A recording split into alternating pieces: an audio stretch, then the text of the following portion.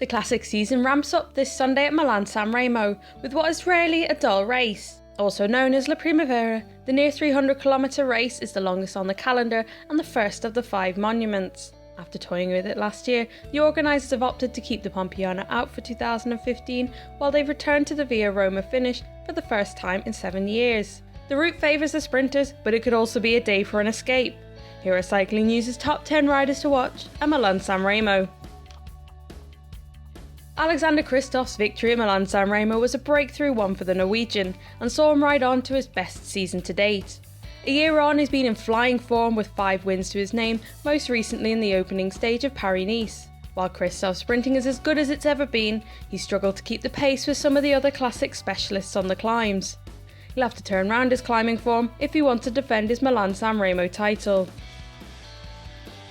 It's been 6 years since Mark Cavendish took victory at Milan-San Remo. The closest he's come to regaining that title was last season, where he led the charge to the line but faded to 5th in the cold. The change in route makes a sprint finish highly likely and will be welcomed by Cavendish. He's had a strong start to the season and only former teammate Richie Porte can match him in terms of victories. This could be Cavendish's best chance to take a second San Remo title. There was heartbreak for John Degenkolb at last year's race when he punctured on the run into the finish. But for the bad luck, Degenkolb would have been a serious contender for victory. He's among the favourites again, and the disappointment of 12 months ago may well spur him on. He's only had 1 victory thus far, beating Alejandro Valverde at the Dubai Tour in February, but his consistency since then shows he's in good form. The harder the race, the better for the German if he wants to come up trumps on the Via Roma. Fabian Cancellara is another of the former victors that will line up at La Primavera. Cancellara's had an impressive record at San Remo, finishing on the podium 5 times and winning the race on his 3rd attempt. The last 4 years have been close but no cigar for Cancellara, and he'll be keen to rectify that. The Swiss rider would have preferred more climbs, but he looks to be in good form and it's hard to count him out even if it comes to a bunch finish. Peter Sagan has been tipped for victory at Milan-San Remo for the last several years now, but is yet to deliver on his promise. The pressure only seems to grow for the Slovakian the longer he goes without a monument victory. He's had a well-publicised wind drought but finally broke it at Tirreno Adriatico, and perhaps his luck is beginning to change. A tougher route would be more beneficial to Sagan, but with a new stronger team to support him this year, they can make a hard race for the pure sprinters. Milan-San Remo has always proved a tough nut for Philippe Gilbert to crack. Twice a podium finisher, he's never made it to the top step.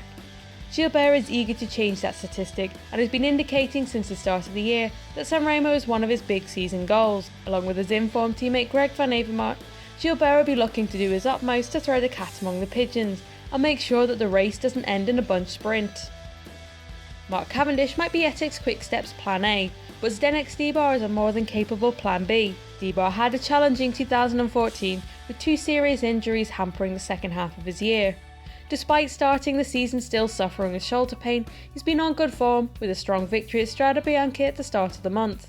The Czech road champion finished 7th in last year's race, only 2 places behind Cavendish, and if it comes to a reduced sprint, he'll be one of the favourites for the title.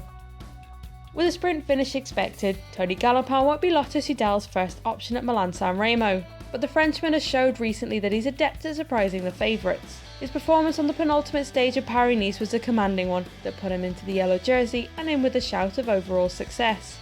It's not the first time that he's done that, with impressive solo victories at the Tour de France and Classica San Sebastian, and he would be a good man to get into the early breakaway. With former race winner Simon Gerrans still trying to find his form following a broken collarbone, Orica-GreenEdge will be looking to Michael Matthews this Sunday. Unlike some of his rivals, he only made his season debut at Paris-Nice last week, where he won a stage and the points classification. Matthews made his debut at Milan-San Remo last year, but his build-up was hampered by a crash and he finished more than 10 minutes down on Kristoff. With an easier build-up to the race, Matthews should fare much better this time around. Andre Greipel named Milan-San Remo as one of his targets earlier this year. Greipel doesn't have a great record at San Remo, with 24th his best result. However, he's made some changes to his calendar this season that could pay dividends. The German chose not to travel to the Tour Down Under in January and instead stay in Europe for a later start to the year at the Mallorca Challenge. He's already notched up 2 victories and the delayed start means he should be much fresher.